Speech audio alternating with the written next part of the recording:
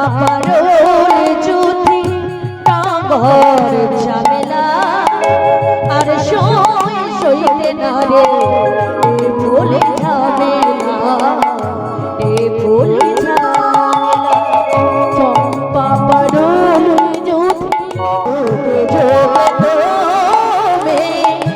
এলে ধরা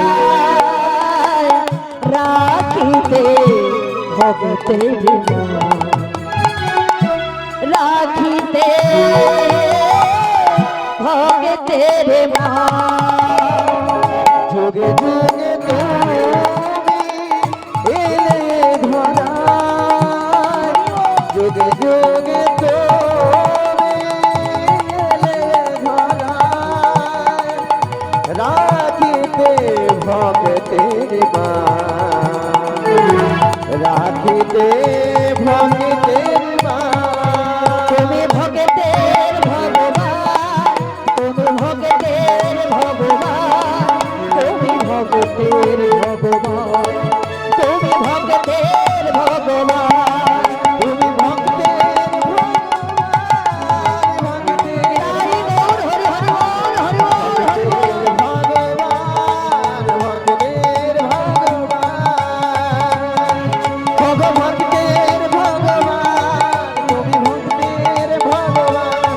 তুমি ভক্তের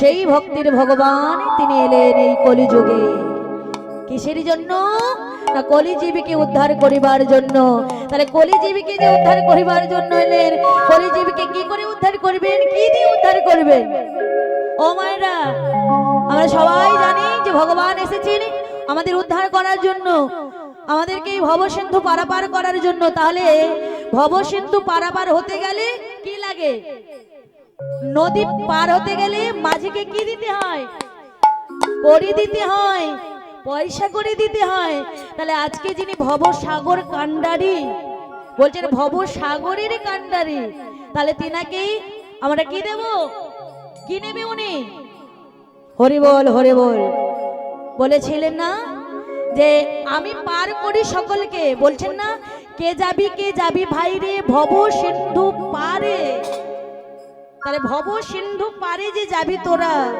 তাহলে আমার ঘাটে কি দিবি বলে তোরা নামই আমাকে দিবি আমি করির বিনিময়ে নাম নেব আর তোদেরকে পার করে দেবো তাই একবার আমরা সবাই মিলে সেই নামই বলবো বলবেন তো সবাই মিলে কি নাম বলবো আমরা শ্রীকৃষ্ণ চৈতন্য মহাপ্রভুর নাম শুধু তাই নয় উনি যে নামটা আমাদের জন্য এনেছিলেন হরের নাম কেবলম কালু নাস্তিব গতির অন্যথা তাহলে এটা কি বললেন বাংলায় অনুবাদ করলে কি আসবে হরে কৃষ্ণ কৃষ্ণ কৃষ্ণ হরে হরে হরে রাম রাম রাম হরে হরে কলির মানুষ ধৈর্য ক্ষমতা কম যাগ যোগ ব্রত তপস্যা ধ্যান ধারণা কিছুই করতে পারবে না তার জন্য নাম দিয়ে আমি সকলকে উদ্ধার করব তাই আমরা সবাই মিলে একবার প্রেম সেভাবে দুটি বাহু তুলে বলবো বলে নিতাই চাঁদ কি গৌর চাঁদ কি অনন্ত কোটি ভক্ত বৃন্দ কি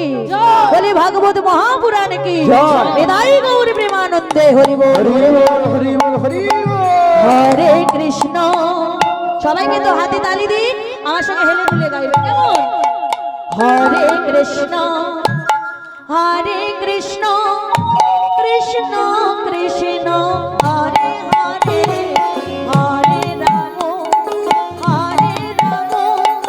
রাম রাম হরে হরে হরে কৃষ্ণ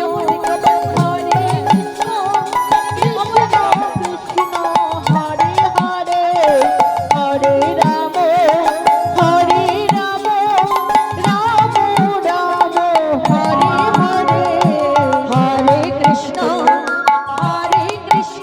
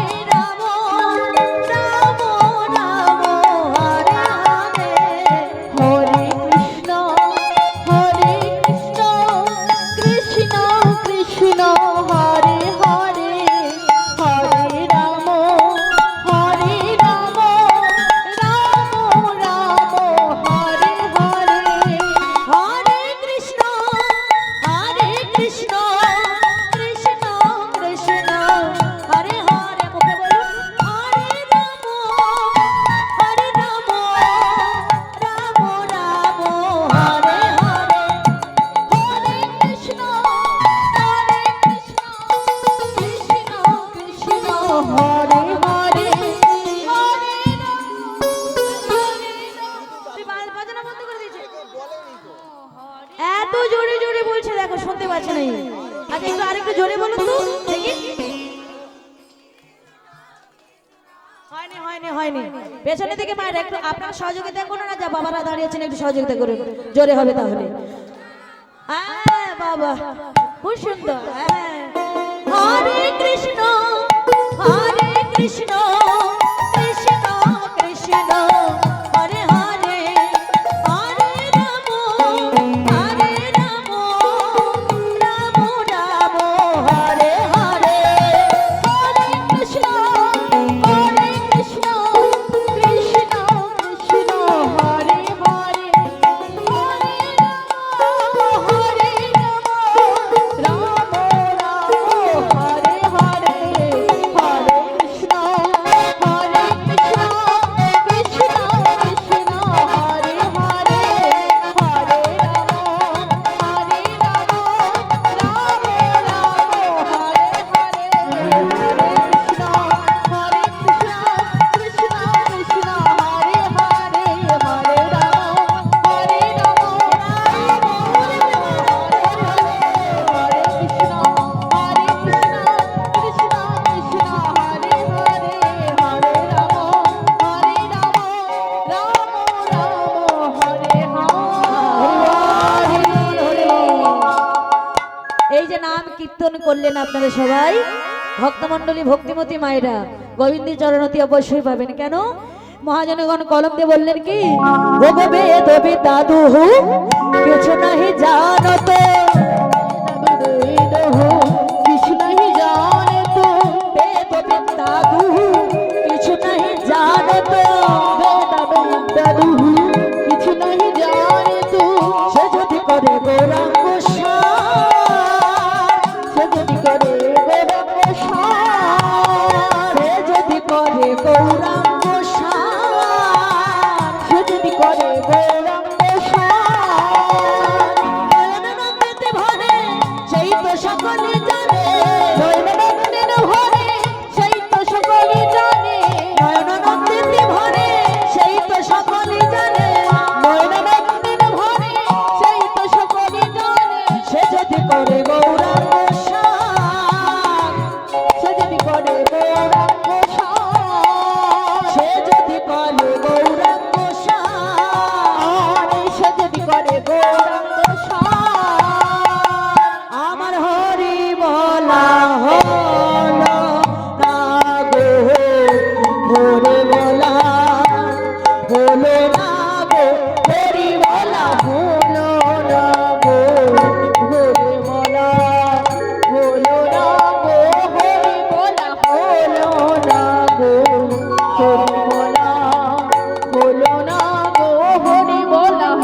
গো হরি বলা হলো না গো হরি বলা হলো না হরি বলা হরি বলা হলো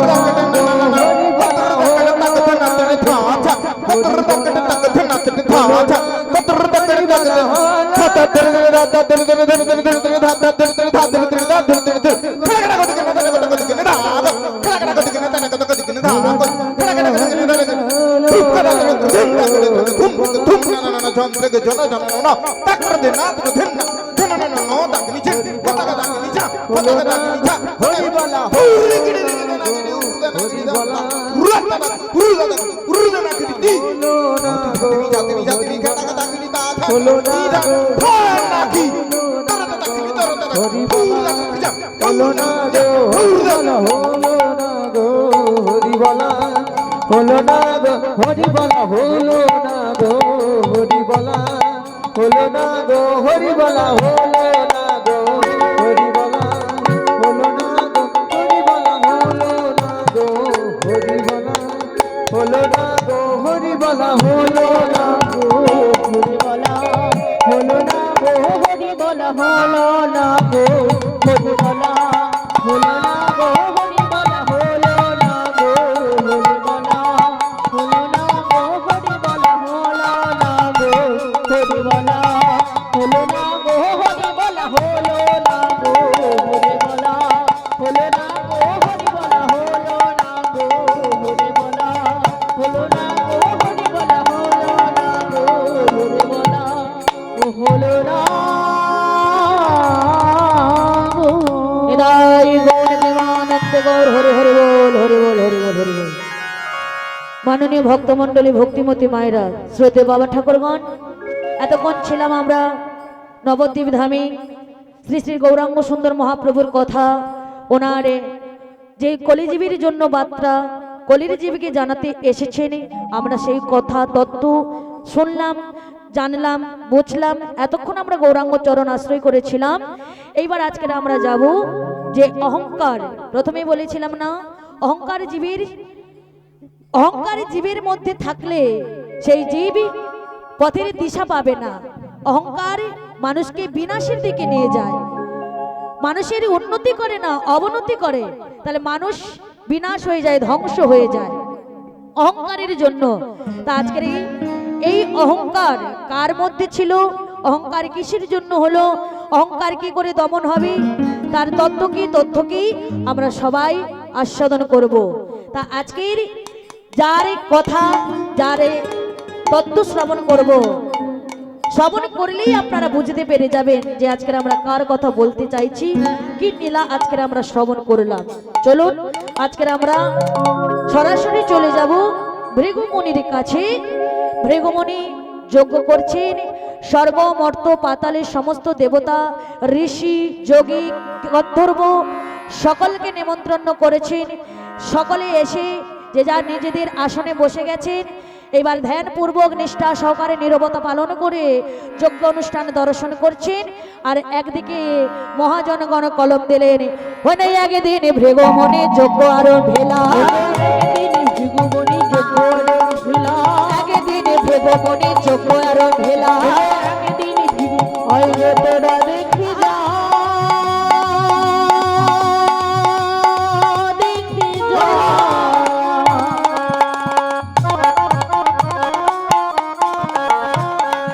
দেখে যা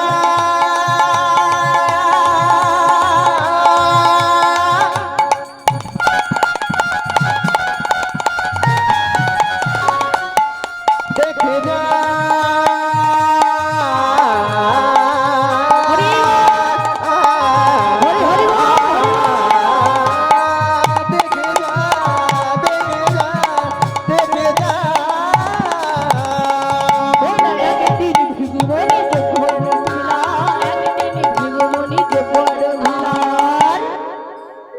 স্বর্গলোকে দেবগণে নিমন্ত্রণ, স্বর্গলোকের দেবগণে নিমন্ত্রণ কইলা, স্বর্গলোকের দেবগণ নিমন্ত্রণ কইলা। ও মা, সকলকে নিমন্ত্রণ করলেন, সর্বলোক মানে সকলকে নিমন্ত্রণ করলেন, কাউকে বাদ দিলেন না। স্বর্গ মর্ত পাতাল, ঋষি, যোগী, ব্রাহ্মণ, গন্ধর্ব সকলকে নিমন্ত্রণ করেছেন। যাদের যাদের নিমন্ত্রণ করেছেন, নিমন্ত্রণ রক্ষা করতে সকলে এলেন। এবার এসে কি করেছেন, আসন দেওয়া আছে। আজকে যেমন আপনাদের জন্য যে আসনটা দিয়ে রেখেছেন, আপনারা সবাই আসনে বসলেন। ও মায়েরা, এই আসনটা কিন্তু সামান্য আসন নয়, এই আসনটা কিন্তু সামান্য আসন নয়। ভাবেন না যে প্যান্ডেলের একটা সামান্য তিরপল, এটা কিন্তু সামান্য নয়, এটার কিন্তু অনেকটা গুরুত্ব আছে। এই আসনে বসে কীর্তন শুনতে হয়, শুধু তাই নয়, এই আসনে বসার আগে আসনটাকে ছুঁয়ে প্রণাম করতে হয়। এই জায়গাটায় এলে মাথাটাকে নত করে আসতে হয়, কে তাই না? তাহলে মাথা নত করে এই জায়গায় ঢুকতে হয়, মাথা নত করে এই জায়গাটায় আসতে হয়, আর প্রণাম করে এই আসনে বসতে হয়। কেননা এই প্রণাম করে আসনে বসার মাহাত্ম্যটা অনেক। আজকে আমরা সাধারণ জীব এই আসনে বসে কীর্তন শুনছি, কিন্তু এই আসনে বসে কীর্তন শুনেছিলেন কে না? হস্তিনাপুরের রাজা পরীক্ষিত মহারাজ। পরীক্ষিত মহারাজ যখন ব্রহ্মশাপগ্রস্ত হয়েছিলেন, শ্রমিক ঋষির পুত্র সিংহী অভিশাপ দিয়েছিলেন যে আমি অভিশাপ দিলাম, সপ্তদিনে তক্ষক দংশনে মৃত্যু হবে। রাজা পরীক্ষিত অভিশাপগ্রস্ত হলেন। এই অভিশাপগ্রস্ত হয়ে তিনি বললেন, আমি অভিশাপ থেকে মুক্তি পাবো কি করে, আমার এই অভিশাপে মোচন হবে কি করে। তিনি চলে গেলেন হরিদ্বারে ব্রহ্মগঙ্গার তটে ছিল সুখদেব গোস্বামীর বদনে ভাগবতীয় কথা আস্বাদন করবার জন্য। আর সেই ভাগবতীয় কথা যে তিনি আস্বাদন করেছিলেন, তিনি তো রাজা, সেখানে কিন্তু রাজ সিংহাসনে ছিল না, সেখানে ছিল নাকি রাজ সিংহাসন, তাহলে সেখানে ছিল কি না, সেখানে ছিল আসন। তাহলে রাজা পরীক্ষিত সেই আসনে বসে কীর্তনে শুনেছিলেন, তাই আজকে আমাদেরকেও সেই আসনে বসে কীর্তন শুনতে হবে। তাহলে রাজা যদি এই জায়গায় বসতে পারে, তাহলে আমরা সাধারণ পাবলিক বসবো না? বলে ওরে বাবা, সাধারণ পাবলিক এই জায়গাটায় রাজা মন্ত্রী ভিখারি সাধারণ পাবলিক সাধারণ জনগণ সকলের জন্য। এই জায়গায় এলে বাদ বিচার করা হয় না যে কে রাজা কে মন্ত্রী কে সাধারণ পাবলিক, তাহলে সকলের জন্য এই জায়গা, এই আসন। দেখুন, স্বর্গমর্ত পাতালে দেবতাদের নিমন্ত্রণ করেছেন, ঋষি যোগী গন্ধর্ব সকলের জন্য নিমন্ত্রণ, সকলকে নিমন্ত্রণ করেছেন, মানে তাহলে সকলের জন্য আসনের ব্যবস্থা রাখতে হবে। এবার সুন্দর করে আসন দিয়েছেন, কি আসন না, দেবতারা বসবেন, দেবতারা বসে যোগ্য দেখবেন, তাদের জন্য সুন্দর করে চেয়ার, সুন্দর করে সিংহাসন, এবার সুন্দর করে সিংহাসনে সাজানো আছে। দেবতারা নিজ নিজ সিংহাসনে বসে ধ্যান পূর্বক নিষ্ঠা সহকারে নীরবতা পালন করে যজ্ঞানুষ্ঠানে দর্শন করছেন। কিন্তু একটু আসতে দেরি হয়েছে কার? হেন কালে আয়লা দক্ষ প্রজাপতি, হেন কালে আয়লা দক্ষ প্রজাপতি, হেন কালে আয়লা দক্ষ প্রজাপতি, হেন কালে আয়লা দক্ষ প্রজাপতি। ও মা, কার আসতে দেরি হয়েছে? হ্যাঁ, বলছেন হেন কালে আয়লা দক্ষ প্রজাপতি, তাহলে দক্ষ প্রজাপতির আসতে একটু দেরি হয়েছেন। এইবারে প্রজাপতি তিনি পদের মালিক, বিশাল বড় একটা পদের মালিক, সামান্য কথা নয়, সামান্য ব্যাপার নয়, বিশাল বড় একটা পদের মালিক। ওমা, সেই পদের মালিক তিনি আসছেন, যেমন তেমন কথা নাকি, কিরকম আসছে জানেন? অহংকারে মর্ত হয়ে একটা হাতকে একটা হাতের উপরে দিয়ে এইভাবে আসছে, এইভাবে আসছে। একটু আগে বলেছিলাম এরকম করে তো আসা যাবে না, মাথা নত করে, হ্যাঁ, নম্র ভাব নিয়ে আসতে হয়। কিন্তু প্রজাপতি আসছেন উদ্ধত্ত ভাব নিয়ে, নম্র ভাব নয়, উদ্ধত্ত ভাব নিয়ে একটা হাতকে একটা হাতের উপরে দিয়ে মাথাটাকে উঁচু করে সোজা ভেতরে ঢুকেছে। এবার যখন প্রজাপতি ঢুকছেন, ওই যে দেবতারা সিংহাসনে বসেছিলেন সকলে উঠে দাঁড়িয়ে কেউ হাত জড়ো করে প্রণাম করছেন, কেউ নমস্কার করছেন, কেউ দেখে অভ্যর্থনা জানাচ্ছেন। প্রজাপতি দক্ষ কারোর দিকে তাকালেন না, ধারলেন না,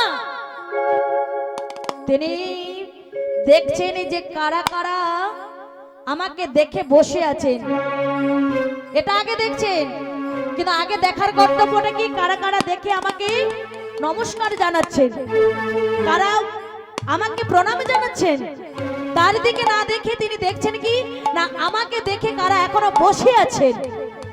এই চারিদিকে চোখটাকে ঘোরাতে ঘোরাতে ঘোরাতে ঘোরাতে ঘোরাতে ঘোরাতে দেখতে পেলেন ডান দিকের কোণে তিনটি চেয়ারে তিনজন বসে আছেন, ডান দিকের কোণে তিনটি চেয়ারে তিনজন বসে আছেন।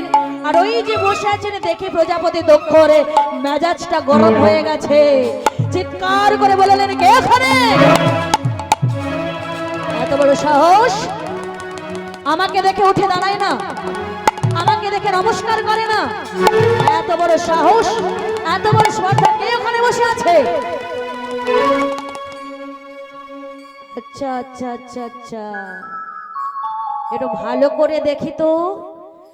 ভালো করে দৃষ্টি নিক্ষেপ করে দেখলেন যে প্রথমের চেয়ারে যিনি বসে আছেন তিনি হলেন আমার বাবা। আমার বাবা গো, আমার বাবা। প্রজাপতির বাবা কে না? প্রজাপতি দক্ষর বাবা হলেন সৃষ্টিকর্তা ব্রহ্মা।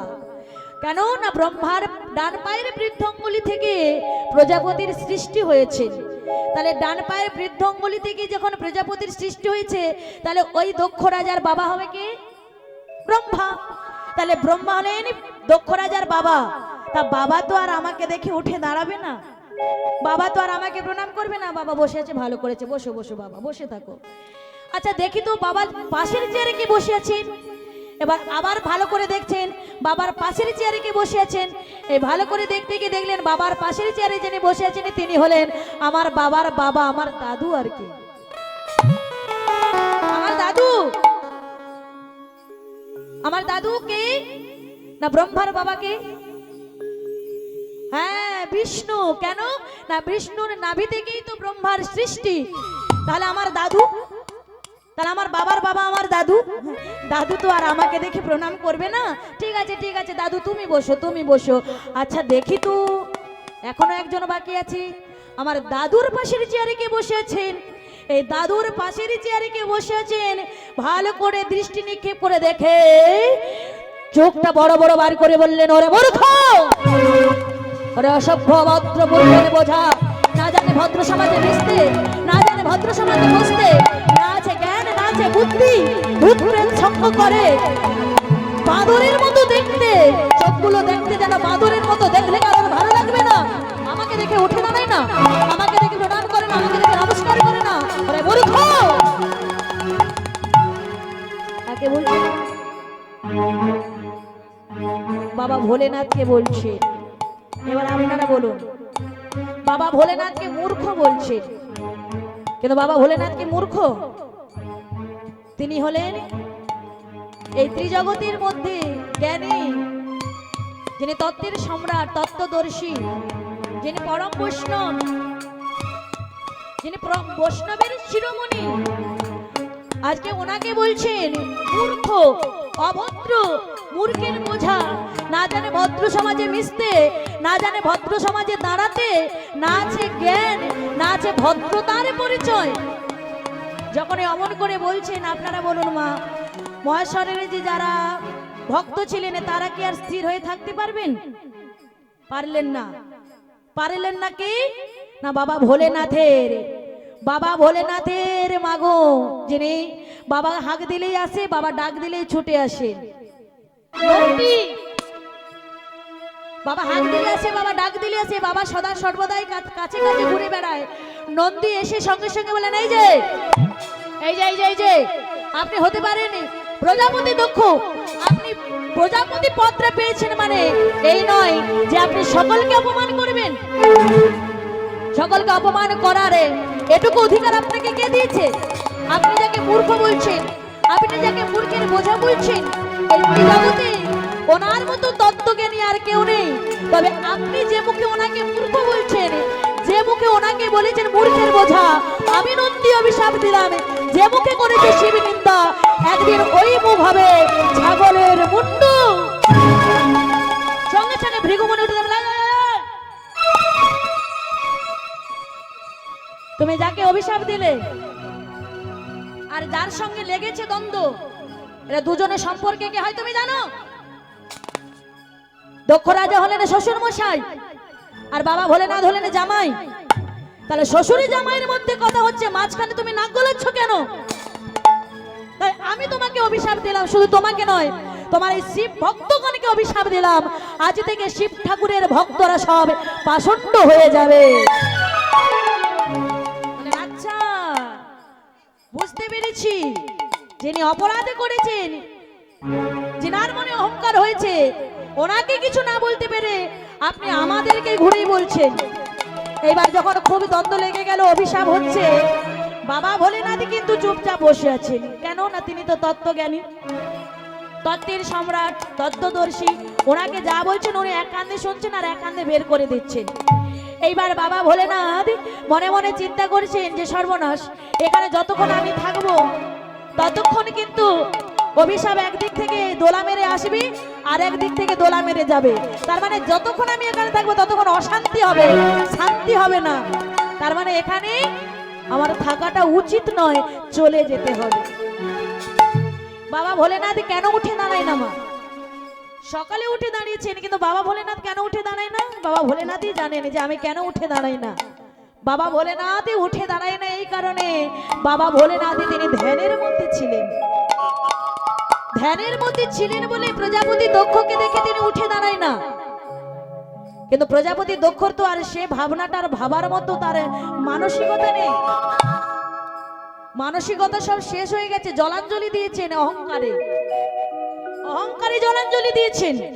এবার বাবা ভোলেনাথ বলছেন, আমি কেন উঠিনি, আমি কেন উঠে দাঁড়াইনি সেটা আমি জানি, উনি তো আরে জানেন না। তা এখানে যতক্ষণ থাকবো ততক্ষণ অভিশাপ হবে, ততক্ষণ এখানে অশান্তি হবে, অশান্তি বাড়বে, অশান্তি এখানে কমবে না। তাহলে এখানে যদি অশান্তিটাকে এই জায়গায় সমাপ্ত করা যায়, সমাপ্ত করা যায়, তাহলে আমাকে এখান থেকে চলে যেতে হবে। সমাপ্ত করবার জন্য বাবা ভোলেনাথ ভৃগুমুনির যজ্ঞস্থল থেকে তিনি চলে যাচ্ছেন। আর বাবা ভোলেনাথের যারা ভক্তরা ছিলেন তারাও বাবা ভোলেনাথের পেছনে পেছনে ছুটে ছুটে চলে গেলেন। এইবার বাবা ভোলেনাথ বাড়ি এলেন। বাবা বাড়ি এসে মনে মনে ভাবছেন, এতক্ষণ খুব অশান্তি ঝামেলার মধ্যে ছিলাম, এবার আমি এক কাজ করি, আমি একটু কীর্তনে শুনে আসি, কেননা কীর্তনে শুনলে মনটা ভালো হয়ে যায়, হয় না মা? বাড়িতে যত অশান্তি গন্ডগোল থাকুক, মনে দুঃখ থাকুক, কষ্ট থাকুক, সব দুঃখ কষ্ট জলাঞ্জলি দিয়ে যায় কোন জায়গায় এলে? হরিবাসরে এলে। তাহলে এই জায়গাটা এমন একটা শান্তির জায়গা, এখানে এলে সব দুঃখ কষ্ট জ্বালা যন্ত্রণা বেদনা হতাশা সব ভুলে যাও।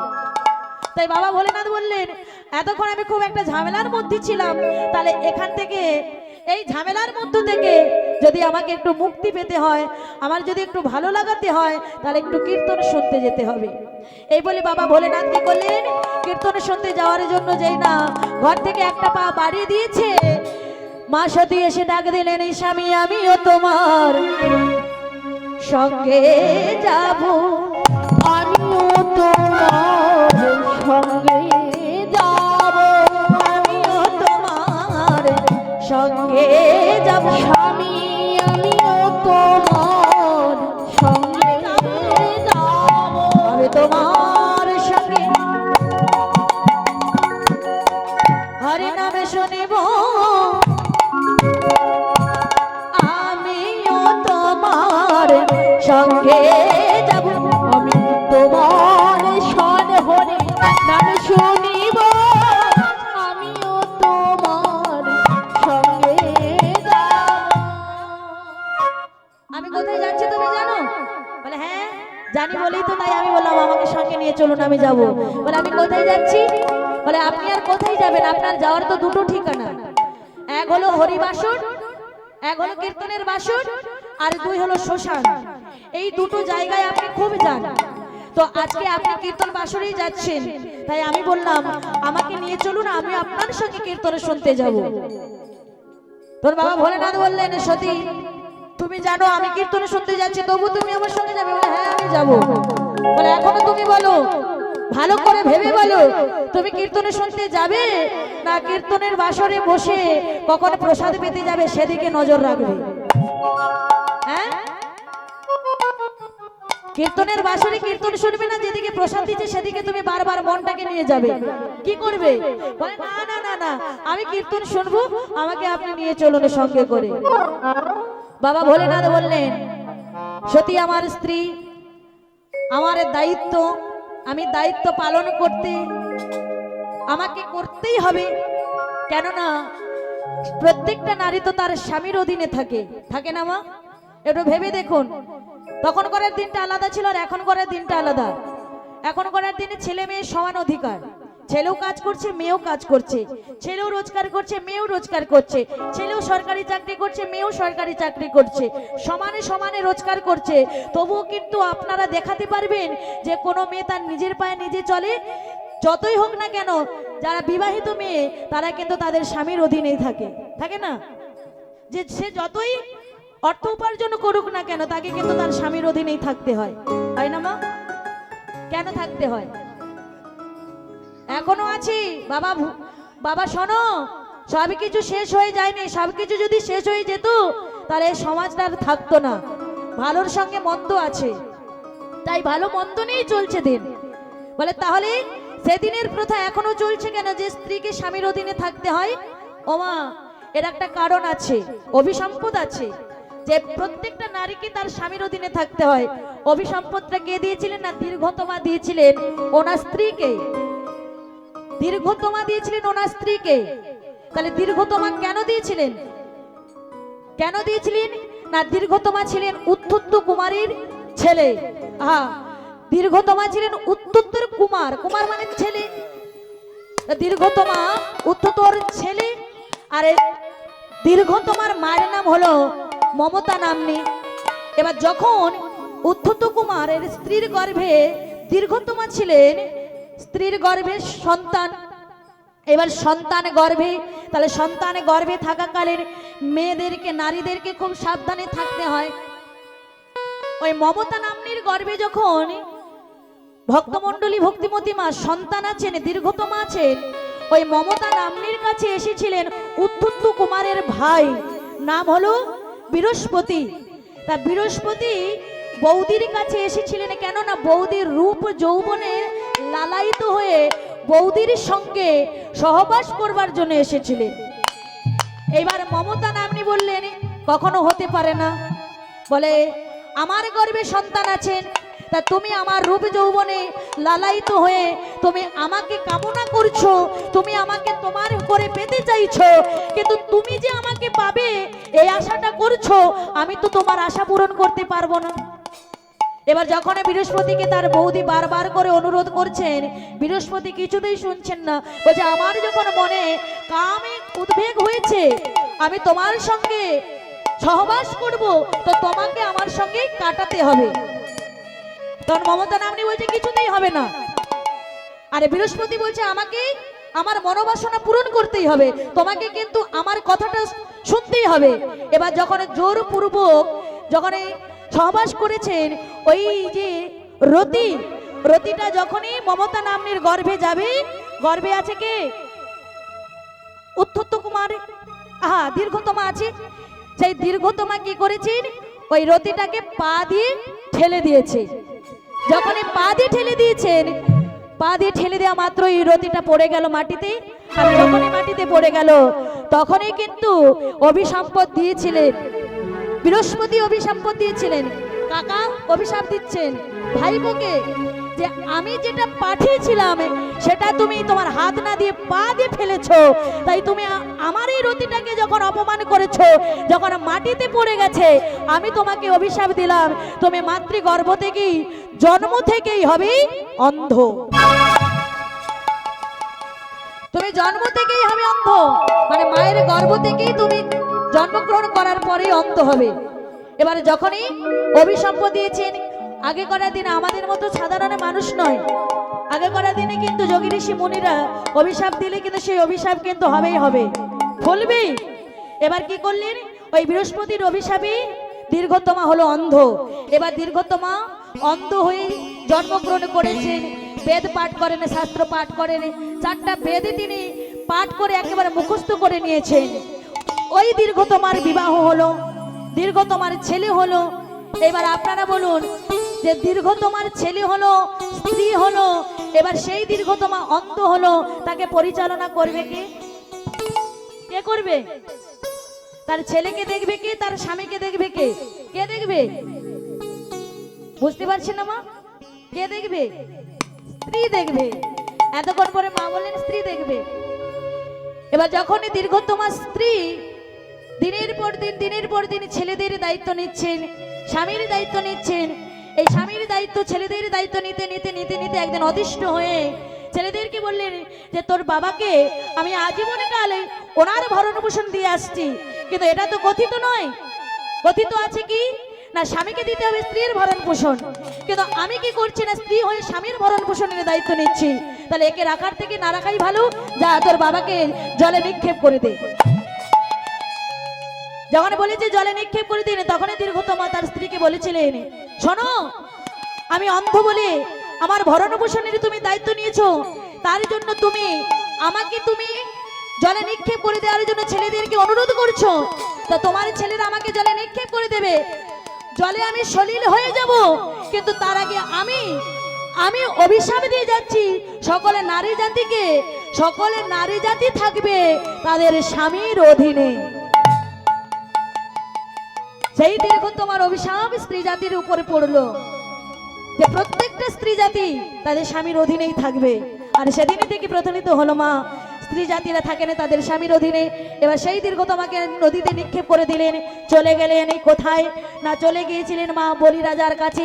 সেখানে গিয়ে আবার অনেক সন্তান সন্ততি হলো, আরো অনেক ঘটনা আছে, বললে সারা রাত্রি কেটে যাবে, মানে তাই গৌর হরি বল। এবারে দেখুন বাবা ভোলেনাথ বললেন সেই স্ত্রী জাতির অভিশাপ আছেন, তাদের স্বামীর অধীনে থাকতে হবে। তা তোমাকে তো আমি বিবাহ করেছি, তোমাকে তো আমাকে দায়িত্ব নিতেই হবে। আহা, তোমার দায়িত্ব তো আমাকে নিতেই হবে। তাহলে তুমি যখন ইচ্ছে করছো আমার সঙ্গে যাবে, তা আমাকে তো তোমাকে নিয়ে যেতেই হবে। তা চলো আমি তোমাকে নিয়ে যাই, আমরা কীর্তন শুনতে যাই। এবার বাবা ভোলেনাথ কি করলেন, মা সতীকে সঙ্গে নিয়ে কীর্তন শুনতে যাচ্ছেন। কোথায় না, একেবারে কৈলাস থেকে মহারাষ্ট্র, কৈলাস থেকে মহারাষ্ট্র অগস্ত্য ঋষির আশ্রমে মা। এবার আপনারা বলবেন কিসে হয়ে কীর্তন শুনতে যাচ্ছি? আমরা এখানে কীর্তন করতে এসেছি, গাড়ি নিয়ে এসেছি। আর এখানে কীর্তন আপনারা শুনতে এসেছেন, কেউ পায়ে হেঁটে এসেছেন, কেউ সাইকেল, কেউ মোটর সাইকেল, কেউ স্করপিও, বিভিন্ন বিভিন্ন ভক্তরা বিভিন্ন রকমের যানবাহন নিয়ে এসেছেন। তাহলে বাবা ভোলেনাথ যখন অতটা রাস্তা যাবে কিসে হয়ে যাবে? হ্যাঁ হ্যাঁ, বাবা যাবে ষাঁড়ের পিঠে চেপে। তাই বাবা ষাঁড়ের পিঠে চেপে সেই মহারাষ্ট্র থেকে চলেছেন মহারাষ্ট্রে কীর্তন শুনতে অগস্ত্য ঋষির আশ্রমে। বাবা ভোলেনাথ মা সতী দুজনেই কীর্তন শুনতে যাচ্ছেন। তা কেমন করে যাচ্ছেন আমরাও একবার যাব, তবে আমরাও একবার সবাই মিলে বলবো বাবা ভোলেনাথ কি জয়, বাবা ভোলেনাথ কি জয়, বাবা ভোলেনাথ কি জয়। শিব ভোলে গিরিধারী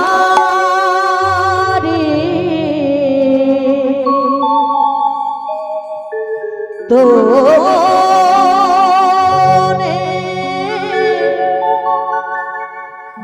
শ্যাম প্যারি অন্তরে প্যাদন কি যাহা মে বলো এক প্রেম দেবানি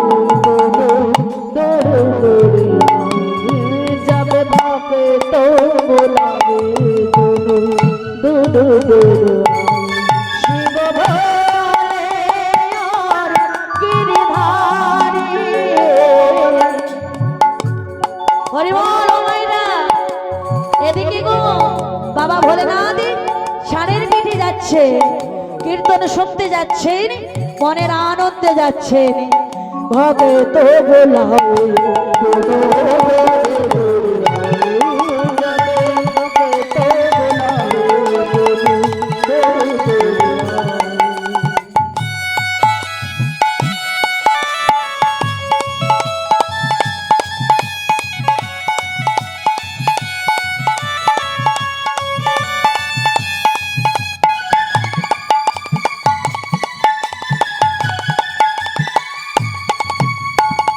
मोहन तो मधुबन में मिलते और काशी में कैलाश। मोहन तो मधुबन में मिलते काशी में कैलाश।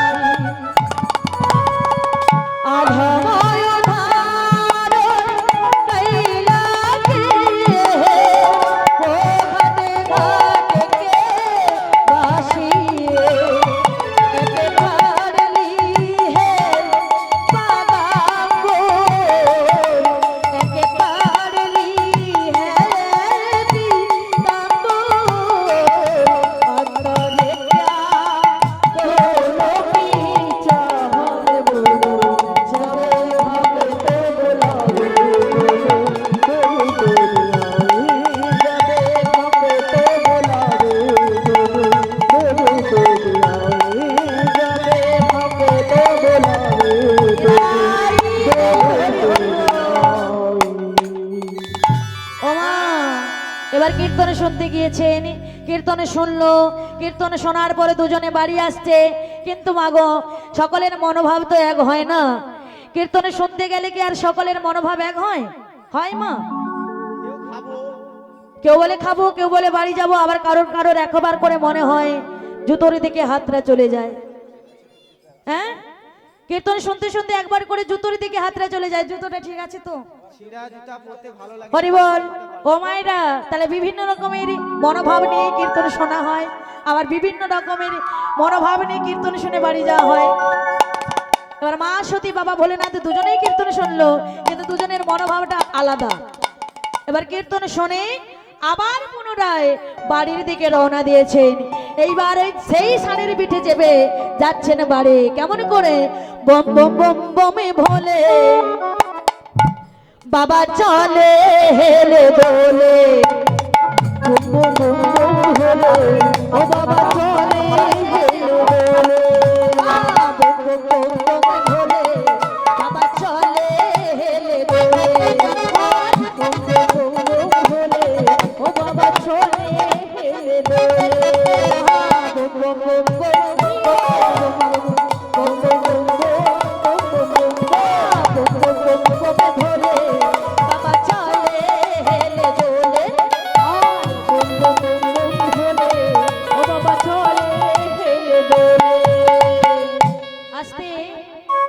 মাগো কীর্তন তো হলো, কীর্তন তো শুনলো, যারা যারা কীর্তন শুনলো তাদের মনে আনন্দ হলো, তাদের মনটা শান্তি পেল।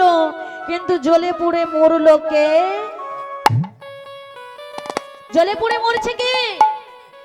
জ্বলে পুড়ে মরছে ওই যে প্রজাপতি দক্ষ। আমাকে দেখে উঠে দাঁড়ায় না, আমাকে দেখে নমস্কার করে না, আমাকে দেখে প্রণাম করে না, আবার আমার পারমিশন না নিয়ে বাইরে বেরিয়ে চলে গেল। এত বড় সাহস হয় কি করে? কি করে? কি করে? কি করে আমি এই প্রতিশোধ নেব? কি করে ভাবেছেন? আর ভাবতে ভাবতে ভাবতে ভাবতে মা চলে এলেন কে? না চলে এলেন দেবশ্রী নারদ। দেবশ্রী নারদ চলে এলেন। দেবশ্রী নারদ এসে প্রজাপতি দক্ষ রাজার রাজসভায় দাঁড়িয়ে বলছেন কে? নারায়ণ নারায়ণ নারায়ণ নারায়ণ নারায়ণ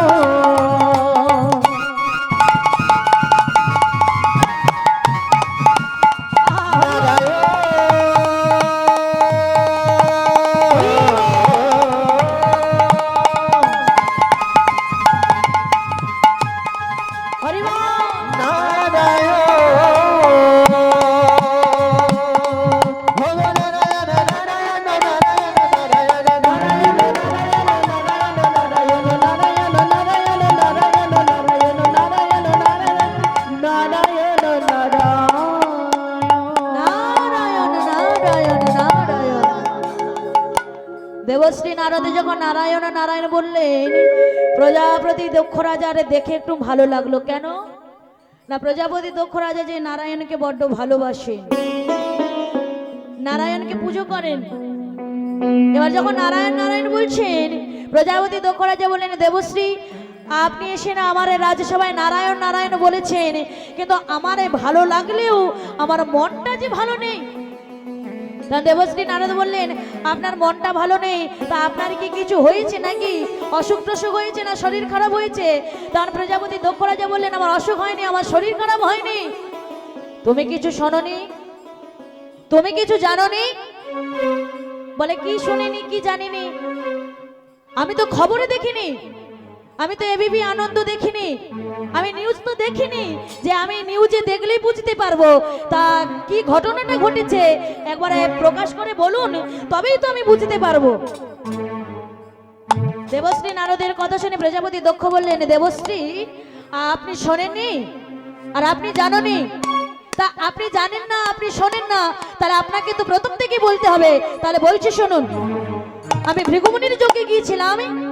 ওই যজ্ঞে স্বর্গমর্ত পাতালে সমস্ত দেবতারা, ঋষিরা, গন্ধর্ব, যোগী সকলে দেখে আমাকে উঠে দাঁড়িয়ে নমস্কার করেছে, প্রণাম করেছে। কিন্তু ওই যে ভাঙড় ভোলা শিব, ওই ভাঙড় ভোলা শিব দেখে আমাকে উঠে দাঁড়ায় না। ওই ভাঙড় ভোলা শিব আমাকে নমস্কার করে না, ওই ভাঙড় ভোলা শিব দেখে আমাকে প্রণাম করে না। শুধু তাই নয়, আমার পারমিশন না নিয়ে ওখান থেকে বেরিয়ে গেছে। দেবশ্রী নারদ বললে তো মারাত্মক অপমান করছে। আমি ভাবছি এখনো আপনি দাঁড়িয়ে আছেন কি করে? এত অপমানের পরেও আপনি কি করে এরকম স্ট্রং হয়ে দাঁড়িয়ে আছেন?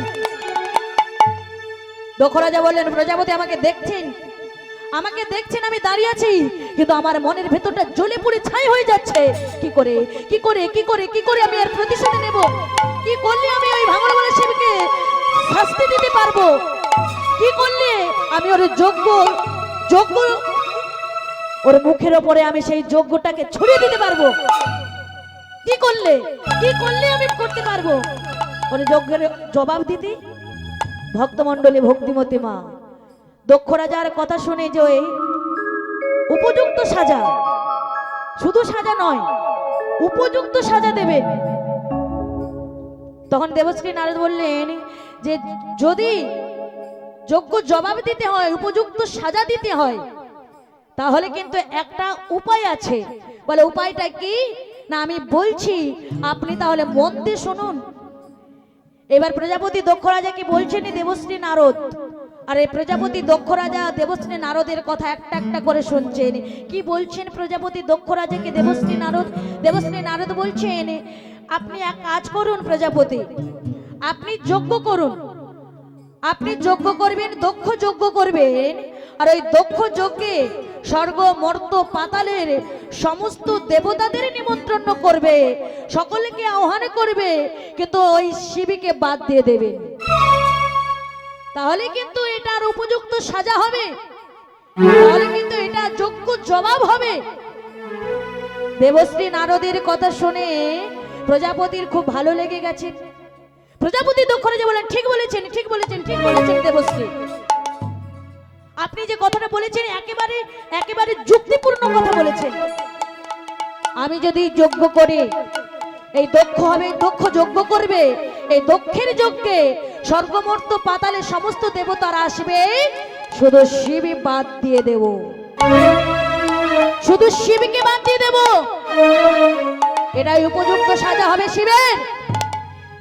এবার দেবশ্রী নারদকে বললেন প্রজাপতি দক্ষ যে আমি তো দক্ষ যজ্ঞ করব, আমার এই বিরাট যজ্ঞের একটা দায়িত্ব তো আপনাকে নিতে হবে। বলে কি দায়িত্ব? বলে আপনাকে নিমন্ত্রণের দায়িত্বটা নিতে হবে স্বর্গ মর্ত পাতালে। এই স্বর্গ মর্ত পাতালের নিমন্ত্রণের দায়িত্বটা তো আপনাকে নিতে হবে। দেবশ্রী নারদ বললেন কোনো ব্যাপার নয়, আমি নেব, দায়িত্ব নেব। এবারে দক্ষ রাজা কি করলেন? চিঠি লিখছেন স্বর্গের জন্য, চিঠি লিখছে মর্তের জন্য, চিঠি লিখছেন পাতালের জন্য। এবার স্বর্গ মর্ত পাতালে চিঠি লিখে চিঠিগুলো দিয়েছেন দেবশ্রী নারদের হাতে। দেবশ্রী নারদের হাতে দিয়ে বললেন, জানেন দেবশ্রী, আপনি স্বর্গ মর্ত পাতালে এই চিঠিগুলো দিয়ে নিমন্ত্রণ করে আসুন। এবার দেবশ্রী নারদ স্বর্গমর্ত পাতালের জন্য চিঠি নিয়ে এবার ছুটতে ছুটতে যাচ্ছেন। কার নাম নিয়ে? ওগো শ্রী হরে বলে ছুটিতে লাগেল, শ্রী হরি বলে ছুটিতে লাগেল, স্বর্গলোকে আসি নারদ দাঁড়াইয়া রইল, স্বর্গলোকে এসে নারদ আসিয়া দাঁড়ালো, স্বর্গলোকে এসে নারদ আসিয়া দাঁড়ালো, স্বর্গলোকে এসে নারদ আসিয়া দাঁড়ালো। ও মা, স্বর্গলোকে এসে নারদ চিঠি দিলেন।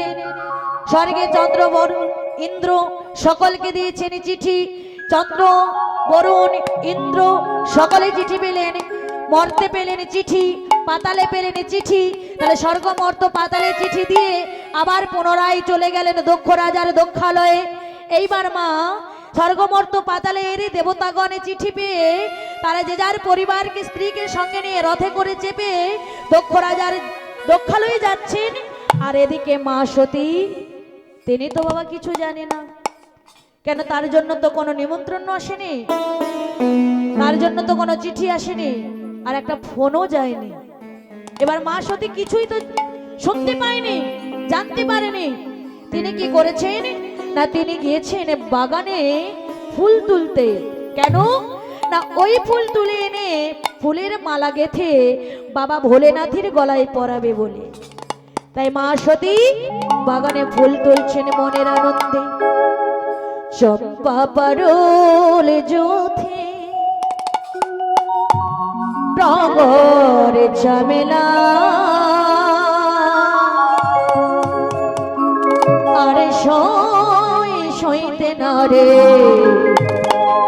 এ ফুল ঝামেলা এ ফুল ঝামেলা চম্পা পাডলে জ্যোতি টগর ঝামেলা আর সইতে না রে এই ফুল ঝামেলা এই ফুল ঝামেলা চম্পা পারলে জ্যোতি টগর ঝামেলা আর সইতে না রে এ ফুল ঝামেলা এ ফুল ঝামেলা চম্পা পাডলে জ্যোতি টগর ঝামেলা আর সইতে না রে এই ফুল ঝামেলা এই ফুল ঝামেলা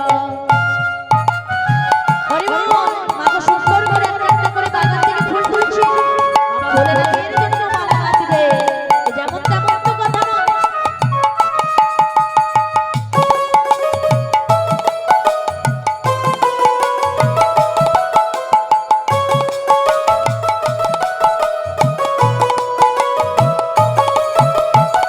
সাজায়ে ফুলের ডালি বসে রয়ে বনমালী সাজাই ফুলের ডালি বসে রয়ে বনমালী সাজায়ে ফুলের ডালি বসে রয়ে বনমালী সাজাই ফুলের ডালি বসে রয়ে বনমালী যারে নামে ফুল সেই হেলা হেলা আর সইতে না রে এ ফুল ঝামেলা এ ফুল ঝামেলা চম্পা পাডলে জ্যোতি টগর ঝামেলা আর সইতে না রে এই ফুল ঝামেলা এই ফুল ঝামেলা এই ফুল ঝামেলা এই